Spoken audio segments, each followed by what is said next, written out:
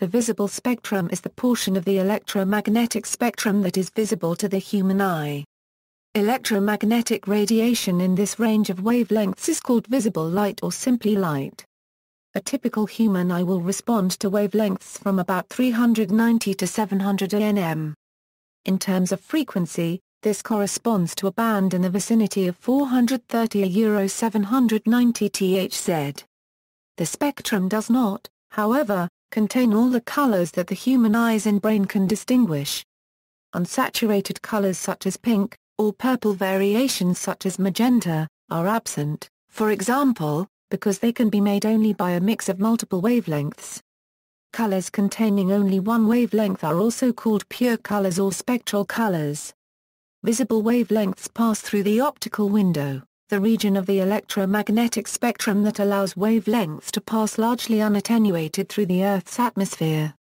An example of this phenomenon is that clean air scatters blue light more than red wavelengths, and so the midday sky appears blue. The optical window is also called the visible window because it overlaps the human visible response spectrum. The near-infrared window lies just out of the human vision, as well as the medium wavelength IR window and the long wavelength or far infrared window, though other animals may experience them. History. In the 13th century, Roger Bacon theorized that rainbows were produced by a similar process to the passage of light through glass or crystal. In the 17th century, Isaac Newton discovered that prisms could disassemble and reassemble white light, and described the phenomenon in his book Optics. He was the first to use the word spectrum in this sense in print in 1671 in describing his experiments in optics. Newton observed that, when a narrow beam of sunlight strikes the face of a glass prism at an angle, some is reflected and some of the beam passes into and through the glass, emerging as different colored bands. Newton hypothesized light to be made up of corpuscles of different colors, with the different colors of light moving at different speeds in transparent matter, red light moving more quickly than violet in glass. The result is that red light bends less sharply than violet as it passes through the prism, creating a spectrum of colors. Newton divided the spectrum into 7 named colors: red, orange, yellow, green, blue, indigo, and violet. He chose 7 colors out of a belief, derived from the ancient Greek sophists, of there being a connection between the colors, the musical notes, the known objects in the solar system, and the days of the week. The human eye is relatively insensitive to indigo's frequencies, and some otherwise well-sighted people cannot distinguish indigo from blue and violet. For this reason, some later commentators, including Isaac Asimov, have suggested that indigo should not be regarded as a color in its own right but merely as a shade of blue or violet. However, the evidence indicates that what Newton meant by indigo and blue does not correspond to the modern meanings of those color words. Comparing Newton's observation of prismatic colors to a color image of the visible light spectrum shows that indigo corresponds to what is today called blue, whereas blue corresponds to cyan. In the 18th century, Goethe wrote about optical spectra in his theory of colors. Goethe used the word spectrum to designate a ghostly optical afterimage, as did Schopenhauer in On Vision and Colors.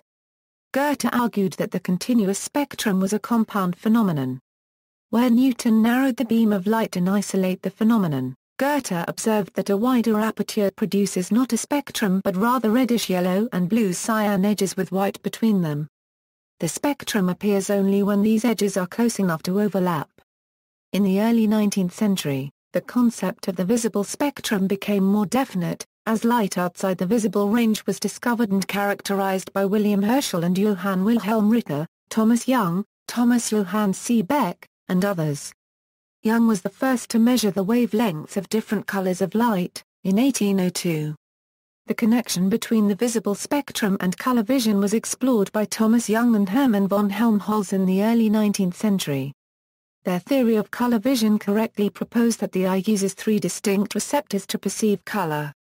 Animal color vision: many species can see light with frequencies outside the human visible spectrum. Bees and many other insects can detect ultraviolet light, which helps them find nectar in flowers.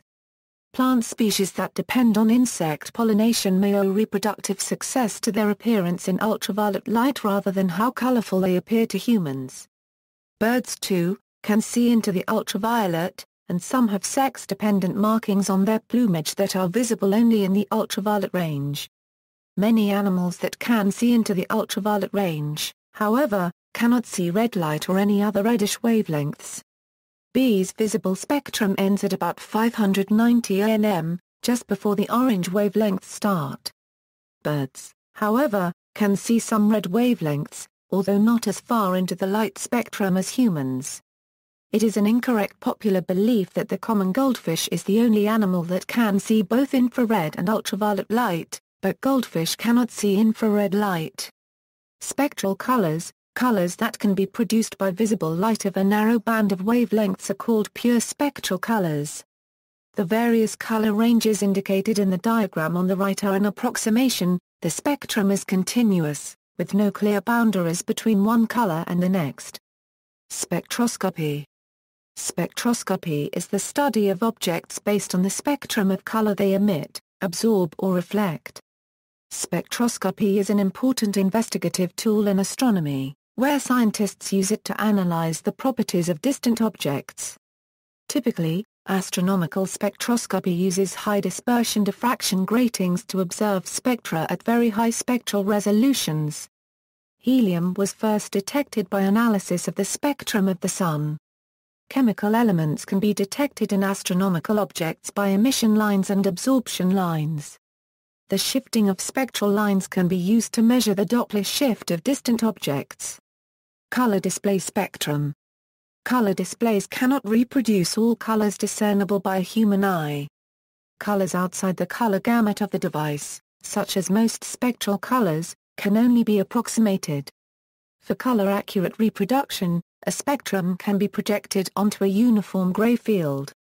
The resulting mixed colors can have all their R, G, B coordinates non-negative, and so can be reproduced without distortion.